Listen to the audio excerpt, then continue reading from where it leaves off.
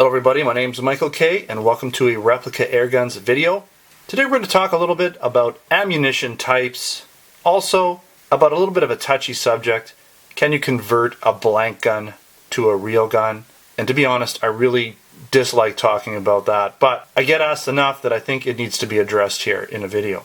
Alright, so first off, let's talk about ammunition types.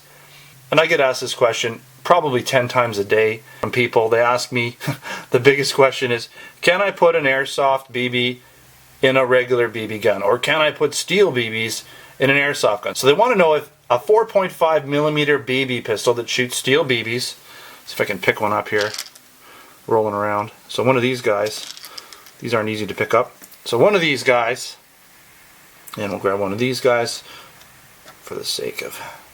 So they ask, can this guy here, this 4.5 millimeter steel BB pistol, shoot an airsoft BB? Well, you take a look.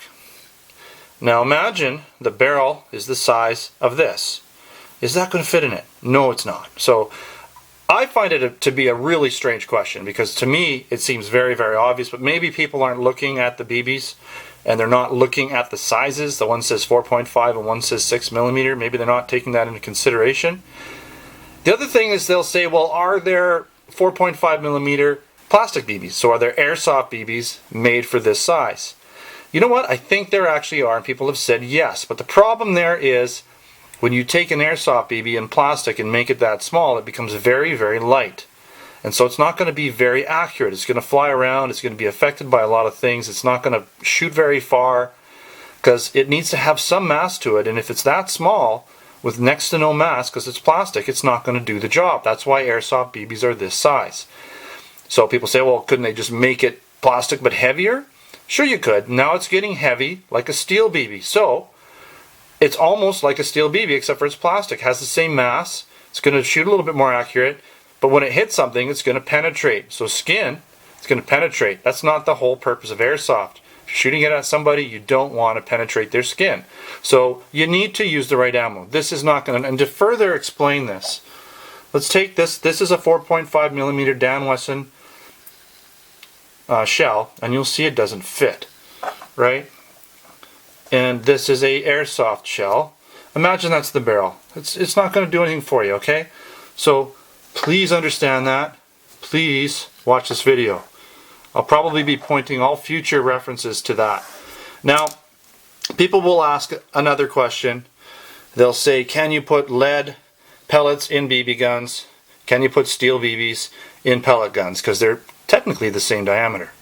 That's a little bit better question. That one I'm not as hesitant to answer or reluctant to answer or get upset about, because yeah, they're the same diameter. The problem is that steel BBs usually have completely different magazines and loading systems than pellets do, because pellets are not round. Well, they're oval but not round, they're cylindrical. So they don't use the same type of loading systems. And usually pellet pistols like this are shot through a rifled barrel that, you know, metal BBs could damage. Steel BBs could damage those barrels. So unless the gun specifically says that it can shoot both, then the answer to that question is no, you cannot mix and match. A lot of times the pellets or BBs will not load in each other's guns. Like again, unless specified otherwise by the manufacturer. And here again, looking at pellet sizes, you have to use the right diameter. Here's a .177 caliber pellet. Here's a lead pellet in .22 caliber, right? So they're obviously not going to work in each other's guns or you know, calibered guns. So bottom line really is, no matter what gun you have, whether it's airsoft, whether it's BB, whether it's blank, whether it's a real gun, you have to use the right shells. So here we are looking at real steel ammunition. We have a 45, we have a 9mm, and a 40 cal. So let's take a look here. You notice how the 9mm fits right in there, and then the 45 fits right over. So these are not going to fit in each other's guns, right? Because this is going to chamber in something close to this. You can't put this shell in that chamber. You can't put this shell in that chamber. If you put this shell in this chamber, it's going to flop around. It's not going to work, right? They have to be the right size. So use the right ammunition, no matter what. No matter what. Here's the other thing. People ask about blank guns. Now, I'll talk about this in a little bit more detail, but you'll notice here a 9mm case does not fit inside of a 9mm magazine. This ammunition here is a blank. It's designed to fit into this magazine. And when you're talking about the gun, you'll notice this just, once I get it in there, hard to do on camera here. Let's just try this again. Okay, you'll notice how far in that goes. There is a little bit, it does stick out just a hair. Let me get my little flashlight. It does stick out a hair, but that's because the extractor needs to be able to grab onto the rim of the shell there. But it does go in all the way. Here is a 9mm shell, right? You'll notice, now I don't suggest you do this, but I'm doing this for the sake that people will see and understand. It doesn't fit, okay? It's not made to fit in there. I cannot get it in any further than that. And it's actually a little bit loose too. It's not really the right diameter. So if you were to shoot this in here, the diameter is too loose. It's going to kind of expand. The casing's going to expand. It's probably going to get stuck in there. Not a good thing. Now that is if somehow you could get that shell in there. That presents us with other problems, right? Like, what about this metal rod going down the gun? Okay, that's a big problem, right? Oh, let's take it out. No, you can't take it out, right?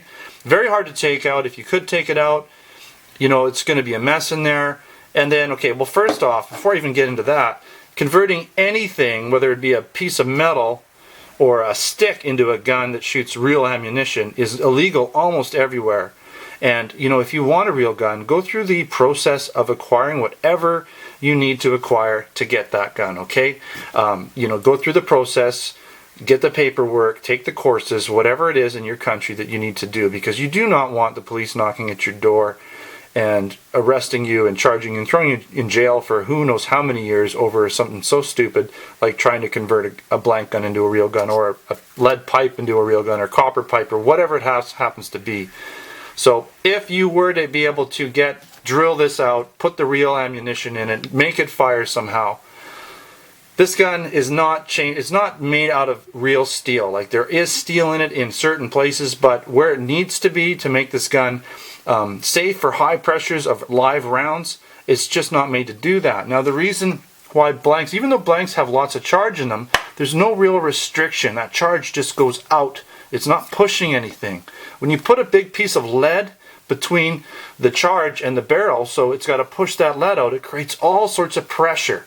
So that pressure is what makes the guns, or the guns that aren't made for that pressure, explode, right? Because the barrels aren't made out of the right materials, the right thicknesses, the right strength of steel to handle those pressures. And these guns will blow up in your hand, your face. So not only are you going to have like a busted up face and hand, but then, you know, you go to the hospital and the police ask you what you did. Oh, I was converting a gun to blank gun, or whatever. Someone finds out, and you've got all this damage, and you're going to jail. So just a totally bad idea all around. So, you know, I guess if you were a gunsmith, you could probably tool this out, put a barrel in, beef up the chamber, do all kinds of crazy stuff. But you're breaking so many laws doing that. And, you know, you could take a bunch of metal and the right type of machinery and make a gun out of just pieces of metal and blocks of metal and all that kind of stuff anyway. So if you know how to do half of the stuff, you could probably just do all of it, or acquire the parts, you know, that you need to do it on your own without even having to worry about starting from a blank gun. And that sort of brings me to my last point, is why even go down that process of even thinking about converting this? It's not meant to shoot live ammo. What you're doing when you start talking about that and bringing it up and suggesting it is basically allowing, or giving the police and other, you know, the customs, giving them reasons to stop us from buying these legally and using them for the purposes that they were made for, which is a blank gun. They're good for training. People ask, what do you use them for? You can train dogs. Like, a lot of people will train like police and security dogs with them, or even hunting dogs to get used to the noise. People use them for gun safety. So if they're teaching a gun safety course, you know, teaching people how to load and fire, it's a good way to teach that. They're great, obviously, for movies and props and things like that. In movies where you want to have the most realistic looking gun with flashes and working slides, perfect for that. They're also great for collectors who potentially don't have the right paperwork to get a real gun, or don't want to be bothered, you know, having to go down that channel. So you can buy some of these guns. Like, I could never buy this gun and a real gun here in Canada. It's too small. It would be prohibited. But if I want something like this, I can get it in a blank gun. I can get smaller guns, more classic sort of P.A.K style gun, Makarov style guns that are smaller, that would be prohibited, that I don't have the license for a real gun. I could buy them in blank guns.